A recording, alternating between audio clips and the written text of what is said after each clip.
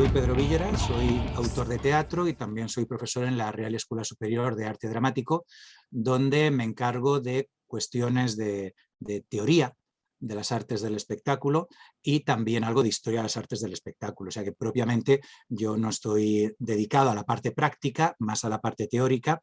Y hoy vamos a hablar del teatro medieval, aunque no desde el punto de vista teórico, sino intentando ver un poco cuáles son las distintas formas del teatro medieval, tanto la parte profana como la parte religiosa, y sobre todo cuáles son sus condiciones de puesta en escena, es decir, lo que se puede hacer en 40 minutos, que no es mucho. Es importante recordar que con el teatro medieval nos ocurre algo muy semejante a lo que había ocurrido en el siglo V respecto del teatro griego, y es que ambos proceden del mundo religioso. En el caso del teatro griego, hay que recordar que proviene, por una parte, en el caso de la tragedia, por una parte del mundo del ditirambo y, por tanto, de las ceremonias de carácter dionisiaco, y por otro extrae los argumentos del mundo de la épica, es decir, que hay una relación entre Homero y Dionisos que vendría a ser el arranque del teatro griego. Una vez se produce la decadencia de Roma, el mundo medieval no es proclive al teatro, ya de por sí Roma no es especialmente teatral, se entrega mucho al espectáculo, pero concretamente al teatro de texto tal como lo entendemos, evidentemente no. Entonces tenemos que esperar a que la Edad Media vaya avanzando para que desde el ámbito religioso se produzcan elementos que hoy podríamos considerar teatrales o al menos precursores del teatro. Y me refiero concretamente al mundo del rito.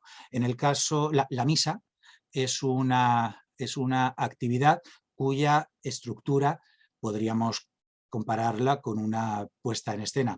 Y es en el ámbito justamente eclesiástico donde se produce el drama litúrgico.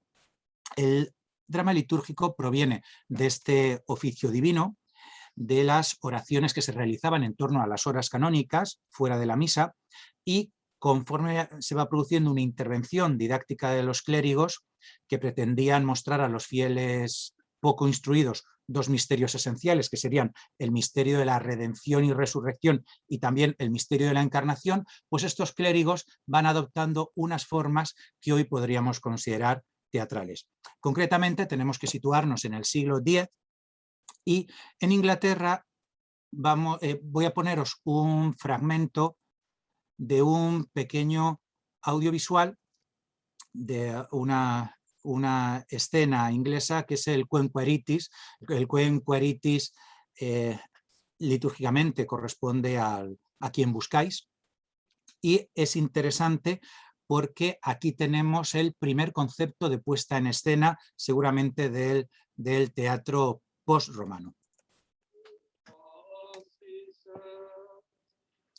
Fijémonos que se produce en un ámbito eclesiástico, donde tenemos unos personajes que se mueven, es decir, no están quietos sencillamente en un altar o en un escenario, sino que están ocupando parte del espacio del templo.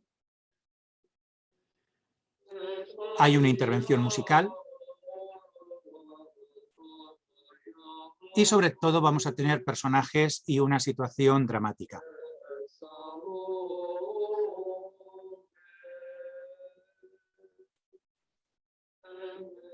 When Rome fell to the conquering Huns in 476 AD, the formal theater in Western Voy a Europe came to an end. bajar el sonido para poder hablar un poco mientras se ve. Lo que quiero que veáis de este trabajo, de este Quem Quaeritis, es que entre el 965 y 975 de nuestra era, este drama litúrgico de Pascua va a ser descrito por el obispo, por San Ethelwood, en la Regularis Concordia, y os voy a leer un pequeño fragmento en el que él describe esta acción escénica. Para nosotros es importante porque viene a ser una primera figura de director, de puesta en escena, de escenografía, de configuración espacial y, por supuesto, de dramaturgia.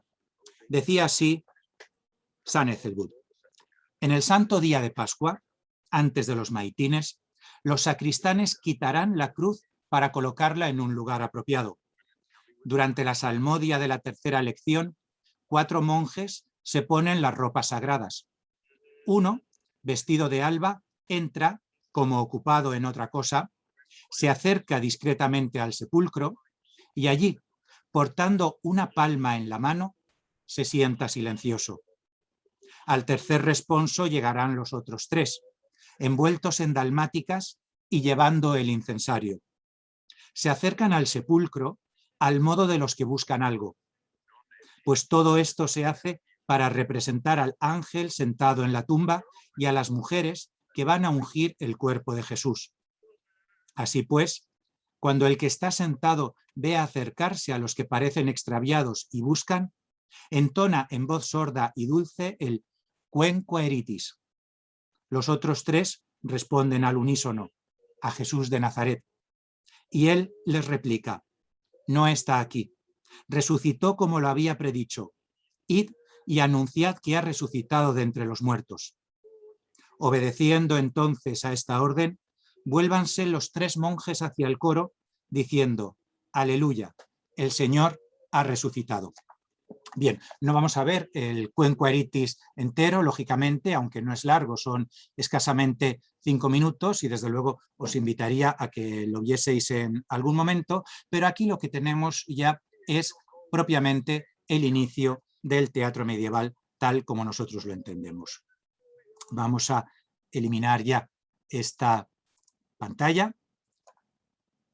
Vamos a dejar de compartirlo y vamos a compartir otra. El oficio divino, el drama litúrgico que hemos estado viendo con el Quen Quaeritis, va a ir dando lugar por evolución a los tropos. Los tropos son unos diálogos breves que van a ser el origen del diálogo en el teatro occidental. Algunos de los más conocidos pues, son los tropos de las 3 Marías, el tropo de Magdalena o los de los oficios de Navidad, que van a ir ampliándose, introduciéndose diálogos como la visita de los Reyes Magos a Herodes o el martirio de los inocentes. Y lo importante es que todo esto se produce en el interior de los templos. Esta imagen, como muchas de las que vamos a ver más adelante, forma parte del libro Historia visual del escenario de José Antonio Gómez.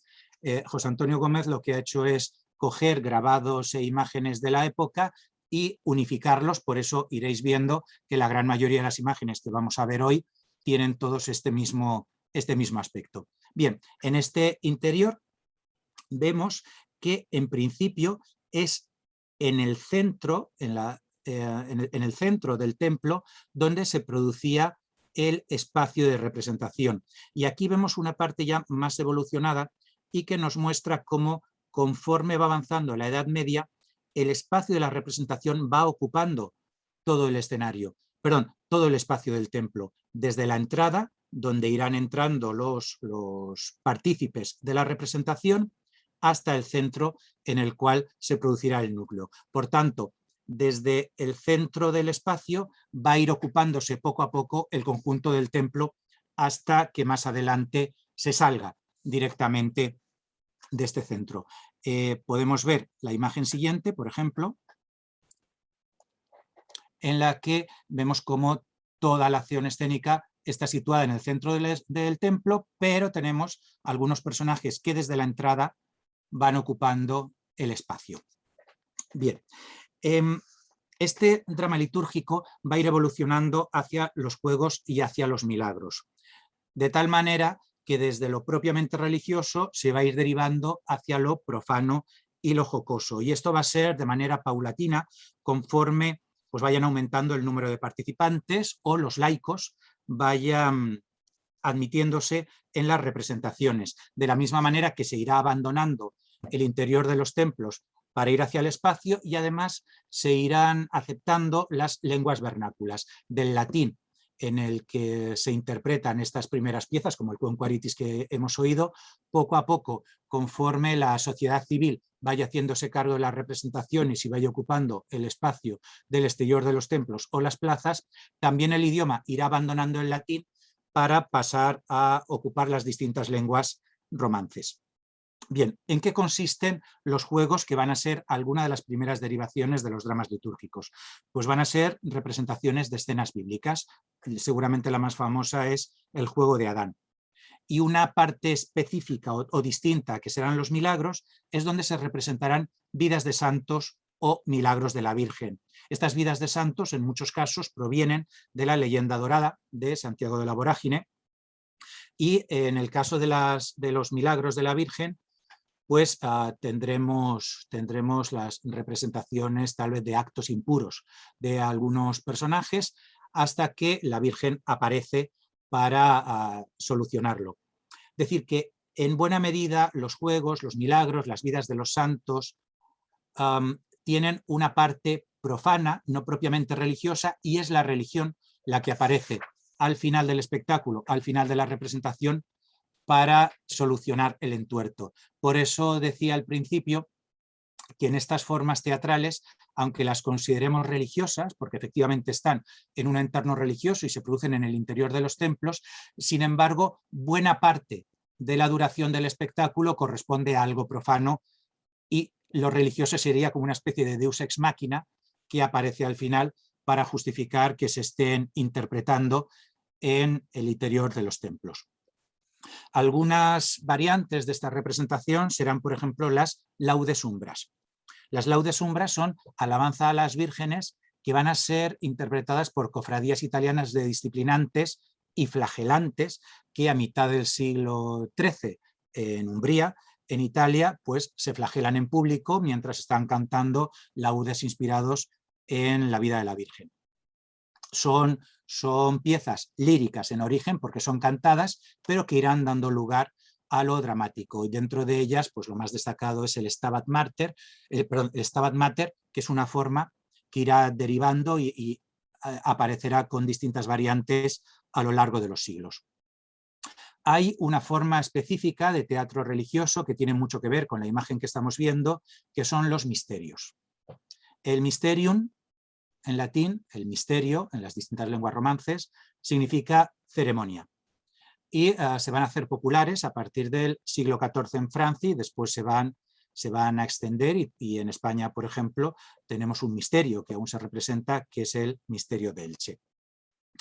Se supone que son religiosas, pero la verdad es que la parte religiosa en muchas ocasiones en los misterios queda oculta por lo espectacular y lo pintoresco que tienen.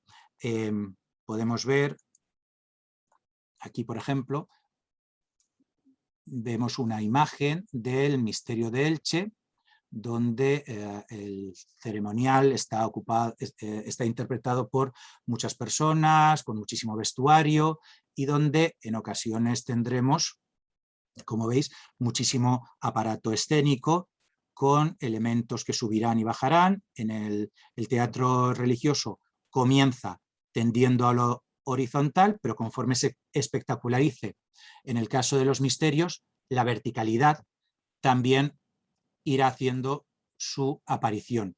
Aquí, por ejemplo, vemos cómo esta verticalidad se entiende, por ejemplo, con la mangrana, que son estos elementos que suben y bajan, que tienen un motor, que aquí a la derecha vemos como es un rotor que está impulsado por personas, exactamente en la bóveda, justamente encima de donde se produce el espacio de la representación, de tal manera que el espectáculo ha comenzado horizontalmente en la sección longitudinal del templo, y conforme llega al centro ocupa también la verticalidad con estos elementos llamados, como os digo, mangrana, y que sirven para la subida y bajada de personajes en el interior de la iglesia.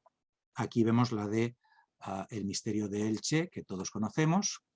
Aquí la vemos, la fotografía no es de muy buena calidad, pero aquí vemos lo mismo, como tenemos el espacio horizontal ocupado por muchos intérpretes que provienen de la sociedad civil, y el espacio vertical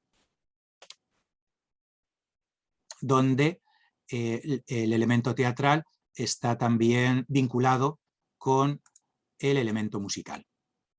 Vale, son distintas imágenes que vienen a hablarnos un poco de en qué consiste esta espectacularidad que tenemos en el interior de los templos. En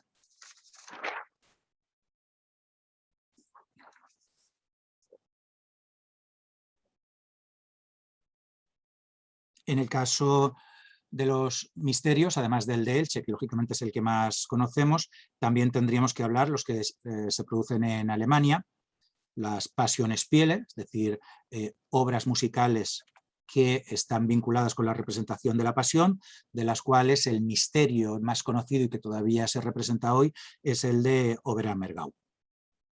Bien, en el caso del teatro, para pasar de esta introducción al teatro religioso al teatro profano, tenemos que pensar que el teatro profano necesitará que en buena medida este espacio de lo religioso que se produce en el interior pues salga al exterior. Y aquí en el exterior de los templos vamos a tener tanto obras religiosas como profanas, pero voy a introducir un poquito las profanas anteriormente. Provienen de tres orígenes.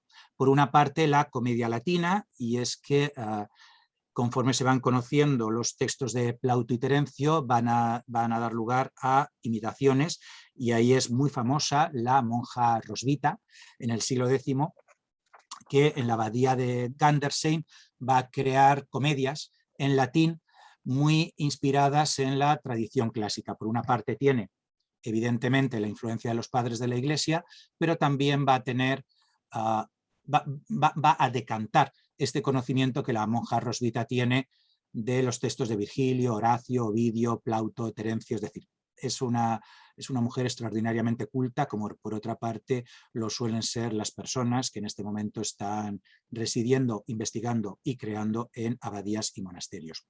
Digo que por una parte la influencia latina es uno de los orígenes, por otro es el trabajo de los juglares, primero los trovadores creando en los ámbitos cortesanos y después los juglares haciendo itinerantes estas composiciones, pues permiten que se vayan conociendo por toda Europa las distintas composiciones y que desde la voz y desde el gesto se vaya enriqueciendo el trabajo que en principio estaban haciendo los religiosos o los primeros laicos en el interior de los templos. Y el tercero de los orígenes del teatro profano pues es la propia intencionalidad de los autores religiosos que conforme han ido llenando sus misterios y sus juegos de elementos profanos van permitiendo que este desahogo profano ocupe el conjunto de su representación. Y así se han ido introduciendo dentro del templo animales, mascaradas, juegos de cartas directamente en el altar, y eso va a ir haciendo que la casi profanación de los espacios sagrados lleve a que estas representaciones salgan de la Iglesia. ¿Cuáles son algunos de los subgéneros del teatro profano? El más conocido, o uno de los primeros y más conocidos, es la pastoral o pastourelle, que es francesa y en la que muestra como una pastora es cortejada por un caballero. El más famoso es el juego de Robin y Marian, que todavía continúa hoy en nuestro imaginario y que incluye pues, todos los tópicos del cortejo galante de la época, y tiene escenas cantadas, coros, bailes de aldeanos, hasta el extremo de que puede ser considerada casi la primera comédie ballet de la historia. Junto a la pastourelle tenemos los sermones jocosos. Claro, los sermones jocosos son parodias de los sermones de la Iglesia y de la lengua empleada, del latín. Ese latín se macarroniza, por así decirlo, se parodia desde las distintas lenguas vulgares. y como digo, son cómicas y burlescas. De hecho, la más famosa es tal vez la Santa Morcilla, que ya el propio título nos indica el carácter jocoso de la misma. Dentro de este mundo profano tenemos los monólogos, que tal vez es la derivación más directa del arte de los juglares, y donde suelen satirizarse figuras tópicas de las estructuras sociales de la época, los soldados fanfarrones, los arqueros, etc. Es decir, una tipología que es muy semejante al mundo de los tipos que habíamos visto en la comedia romana, o el que vamos a tener inmediatamente después en la comedia del arte. Pues ya los monólogos lo tienen. Dentro del mundo satírico están las sotias o sotías, que son sátiras en las que los participantes visten como sots, como sotas, como locos, en realidad, con capirotes y con colores verdes, amarillos, llevan el cetro de la locura, el cetro de la locura, etcétera. Y hay unas que son, y hay unas piezas profanas especialmente interesantes, que son las moralidades, sobre todo en la Inglaterra del siglo XV, y que se vinculan con las danzas de la muerte. Claro, es una época de guerra, de peste, la muerte está especialmente presente y por tanto va a ser una suerte de obsesión para los creadores de la época.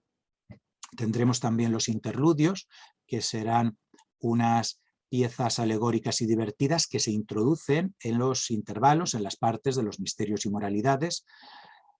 Tendremos las farsas, que en este caso, sobre todo en Francia, son las piezas satíricas que se introducen dentro de las dos partes que pueda tener un misterio, y en la que se describen con mucho realismo los oficios de la época y se utilizan utensilios, costumbres, artilugios, y normalmente vemos a los personajes de la época pues caricaturizados.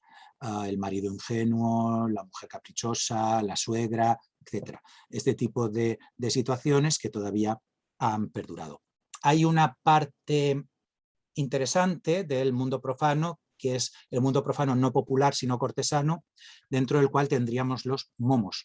Los momos son espectáculos en los que participa toda la corte y son ceremonias lujosas en las que todos los que intervienen llevan máscaras y terminan con una gran danza, el serao, en la que el rey baila con los momos. Se suele hacer a la caída de la tarde, durante la noche, en la víspera de las justas y torneos. Y sus temas pues, son la exaltación de una figura que es noble por nacimiento, o una boda, o el tema amoroso caballeresco, etc. Y los torneos, de los cuales sabéis muchísimo más que yo, pues están vinculados con los momos y suelen ser competiciones de caballerías, donde también se canta, se recitan poemas, las damas son cortejadas, etc. Hay una parte más simplificada de los torneos, que serían los pasos de armas, donde es un único caballero el que defiende la ciudad.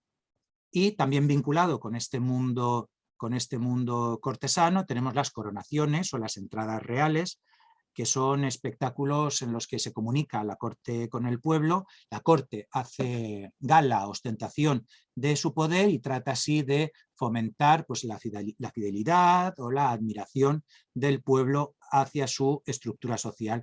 Y normalmente en estas coronaciones o entradas reales lo que tenemos son grandes desfiles y representaciones alegóricas que en ocasiones ocupan toda la ciudad. Bien, vamos. Esto era nada más que una parte introductoria para recordar cuáles son las distintas posibilidades del teatro religioso, del teatro religioso y el teatro profano en el mundo medieval, y vamos a ver algunas de las cuestiones propias de la escenificación. Ya hemos visto anteriormente la escenificación en el interior del templo, que normalmente se hace en el lugar del coro y de las arcadas, o se utilizan las naves para procesiones y cortejos. Y básicamente todos los objetos que hay en el interior de las iglesias pues tienen un carácter simbólico y forman parte de la escenografía.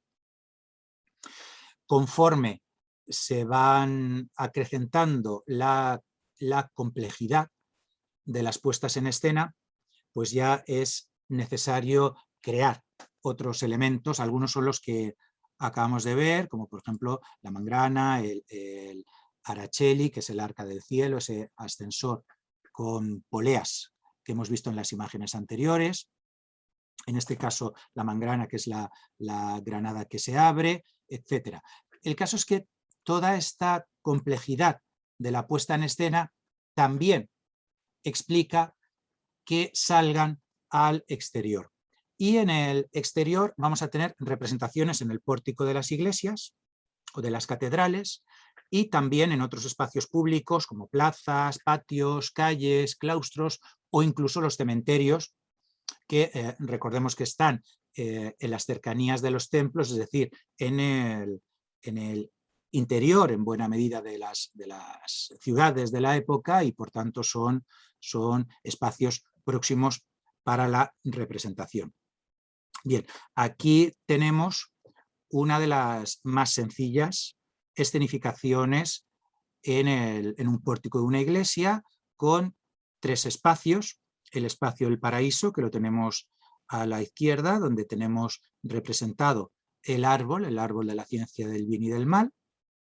Las puertas del cielo, que corresponderían con la entrada del templo, y a la derecha el infierno, con una boca gigantesca que en Francia se va a llamar Alequín, y va a dar lugar al nombre de Arlequín. La palabra Arlequín, que la conocemos de la comedia del arte, proviene, hay quien cree que proviene de esta figura diabólica que implica la entrada al infierno y que viene a ser, pues como sabemos que es Arlequín. Arlequín es alguien muy simpático, pero también muy diabólico en ocasiones, y que nunca se está quieto y del cual cabe esperar las mayores de las trastadas. Pues lo tendremos justamente de esta representación.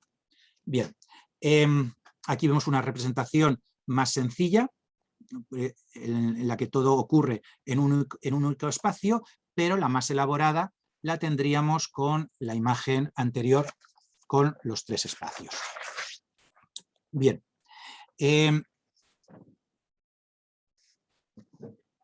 conforme las obras se hacen más complejas, ya en el exterior, se va produciendo en ocasiones una yuxtaposición de espacios simultáneos.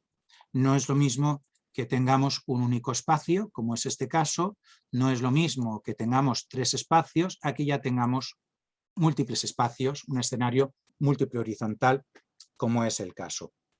Bien, aquí en estas distintas mansiones, como que será el nombre que recibirá cada uno de los espacios, ahora lo veremos un poco mejor, en ocasiones se van a utilizar carteles para poder explicar qué es lo que hay en cada uno de los espacios. Y estos carteles son interesantes porque después el teatro isabelino, concretamente algunas de las obras de Shakespeare, utilizarán también los carteles para poder explicar los cambios de espacio, los cambios de escena de las obras. Y ese origen lo vamos a tener en los escenarios múltiples que van a aparecer sobre todo en el teatro francés.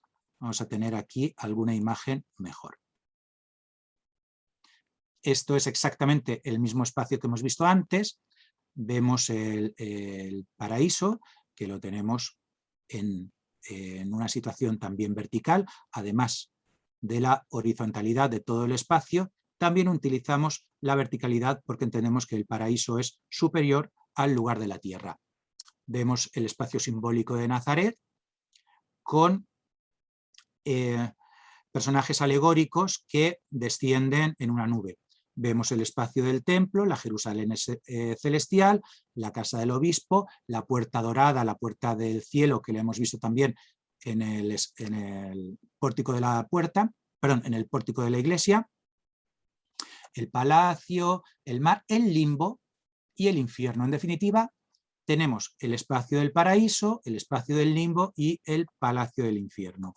Lo vamos a ver en esta otra imagen, que como veis he sacado de Alamy, en color. Y aquí vemos esa idea de verticalidad, horizontalidad y además disposición en dos planos, con elementos que están, podríamos decir, en el proscenio y otros elementos que están detrás. De tal manera que estamos jugando en lo horizontal, en lo vertical y en el detrás-delante.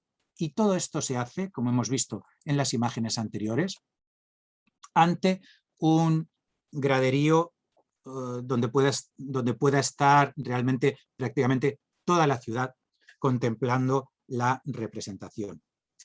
¿Cómo llegamos hasta estos elementos? Bueno, para poder pasar del atrio de la iglesia, donde hemos visto muy pocos elementos, a este otro más amplio, necesitamos un paso intermedio. Y el paso intermedio van a ser los carros. Tendremos carros, cada uno de ellos con una diferente estructura escénica encima, que en ocasiones se van a ir deteniendo, van a ir recorriendo el espacio de la plaza o el espacio de todo el pueblo deteniéndose ante los espectadores, y en otros casos los carros se van a colocar uno al lado del otro para dar lugar a este espacio múltiple que estamos viendo en esta ocasión. El gran desarrollo del teatro en el exterior del templo, el gran desarrollo de los carros y de las mansiones se produce a partir de 1264. En 1264 es cuando el Papa Urbano IV potencia la celebración del Corpus, y el Corpus va a dar lugar a los autos sacramentales y por tanto a los espacios para la representación. ¿Qué es lo que tenemos en cada uno de estos espacios? ¿Qué es lo que se representa en ellos? Voy a ponerlo en la imagen en color, tal vez. Bien, pues lo que se representa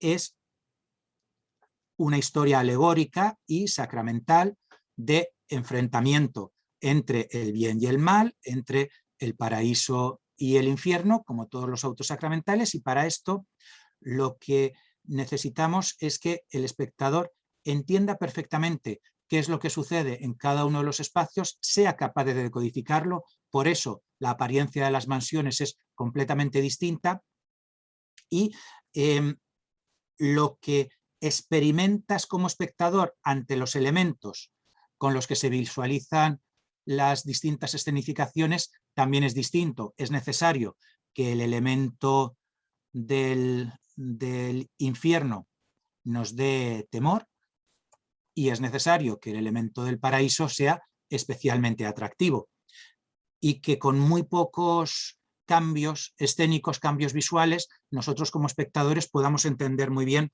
qué es lo que está ocurriendo. Para eso vamos a necesitar que se produzcan algunos elementos de tramoya que contribuyan a la mejor comprensión de lo que ocurre en cada uno de estos espacios. Por ejemplo, vamos a tener la creación de carras para poder crear el movimiento escénico horizontal de los personajes con esta idea de gran espectacularidad de las personas que avanzan movidas por la magia o la fuerza del hecho religioso.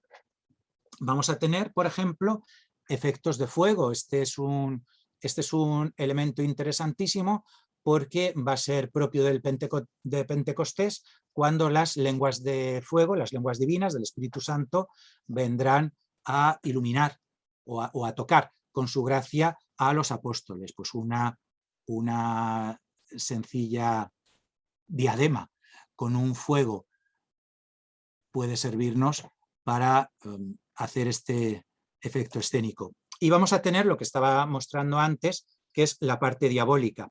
Necesitamos que esa puerta del infierno realmente parezca un monstruo cuyas fauces se abren, y para eso tenemos esta estructura en forma de palancín basculante para poder abrir las fauces con el movimiento corporal, con el contrapeso de los tramoyistas que nos lo estarían mostrando.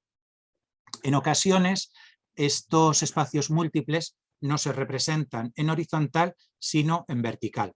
Cuando se representan en vertical son grandes estructuras en forma de andamios y representan los tres espacios: el infierno, el lugar de la tierra, en ocasiones es el limbo, en ocasiones es el paraíso perdido, y arriba tendríamos el cielo, de tal manera que el propio espacio, los propios elementos escénicos ya nos están configurando qué es lo que está ocurriendo en cada uno de estos ámbitos. Esta otra imagen tiene que ver con lo que os señalaba antes. Las carras que tienen las mansiones, en principio, cuando salen del templo, recorren o la plaza o recorren el espacio.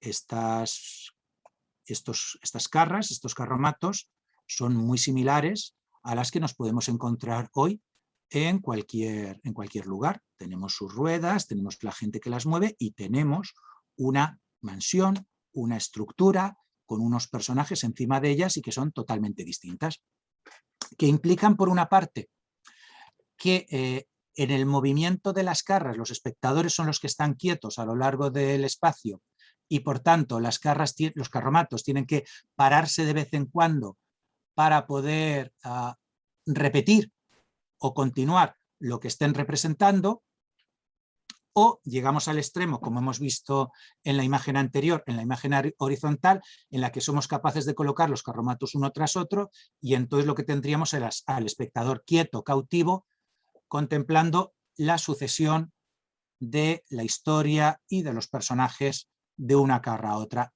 en necesidad.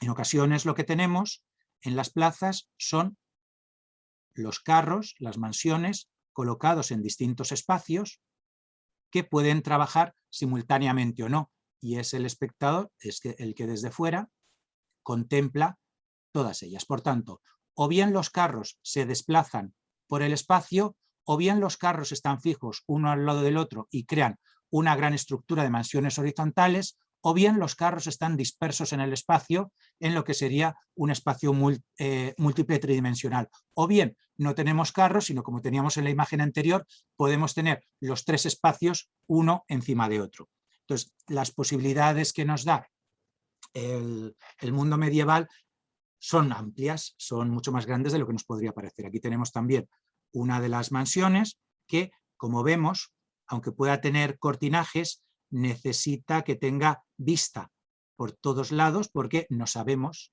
a priori desde qué lugar el espectador la va a estar contemplando. Este es el caso que hemos visto antes de los distintos espacios, todos colocados simultáneamente ante el espectador, pero no en continuidad. Y bueno, estas son imágenes de juglares acróbatas y un espacio especialmente interesante en el mundo medieval, que es el espacio de las tabernas, que seguramente es el origen todavía de algunas de las manifestaciones teatrales que podemos tener hoy en bares, y que evidentemente esto ya está absolutamente en el mundo profano. Vamos a volver anteriormente a algunas de las imágenes de espacios. Y ¿qué es lo que vemos aquí para cerrar? Pues hemos visto cortinas, no vemos aquí, pero podemos intuir animales, existen también efectos con agua, en ocasiones se representa el diluvio universal, se representa la creación de los mares, se utiliza fuego, como lo vemos ahí, se puede hacer quemando aguardiente, y cuando tenemos el fuego que sale de la boca del Alequín, de la boca del monstruo, la puerta de los infiernos, ahí utilizamos azufre, y de tal manera que somos capaces de ver las llamas y el fuego.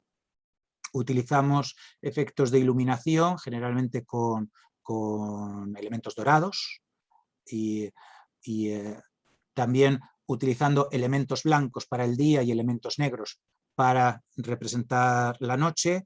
Utilizamos efectos de sonido con maquinarias similares a las del teatro griego que se recuperan ahora, y utilizamos, que se ven aquí poco, pero bueno, las podemos intuir, también en el tablado, pues trampillas para apariciones súbitas, que suelen ser muy interesantes. Y con esto creo que estoy llegando casi a los 40 minutos. Sé que ha sido muy rápido y que habría tenido que detenerme pormenorizadamente en cada uno de estos elementos, porque cada uno de ellos exige estudio, pero espero que haya servido, entre otras cosas, para quitar un poco la idea de que el teatro medieval, como el conjunto del teatro medieval, es monocorde. En realidad es un teatro espectacular, es un teatro en el que ya aparece la maquinaria escénica, tal como la podemos entender hoy, y es un teatro que es capaz de conciliar lo visual con lo literario y lo simbólico con los conflictos dramáticos. Y hasta aquí hemos llegado. Muchas gracias.